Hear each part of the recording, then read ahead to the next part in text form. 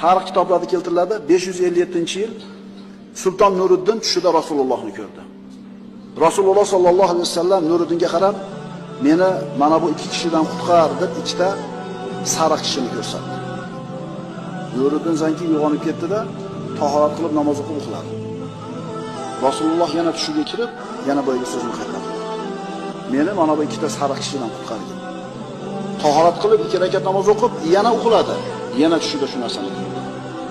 Uyg'ondida uyqusi qochib ketdi. O'zini vaziri Jamoliddin Mosurini chaqirtirib keldi-da, tushini aytib berdi. Vazir eshitib turib, "Nima qilib o'tiribsiz bo'lmasa? Tezda Madina Munavvaraga jo'naydi." Ikkalasi birgalikda Madina Munavvaraga safar qilishdi. Yo'lda ketyapti, vazir Madina ahliga xabar yubordi. Sulton Nuriddin Zanki Madinaga kelyapti. Madina ahliga atab juda katta mablag'ni o'zi bilan olib kelyapti. Shaharda yashayotgan har bitta odamni ismini qog'ozga yozib tayyorlab turinglar. Bironta odam qolmasin. Ular kirib kelishdi. Nuriddin Zanki Madinaga kirgan tongning kechasida qattiq chaqmoq momo guldiray bo'lib, Madinadagi tog'larni maydanlab ketadigan darajada qattiq chaqmoq bo'ldi. Bular Madinaga kelishdi. Boyagi gap bo'yicha Madina ahliga nafaqatni tarqatishni boshlashdi.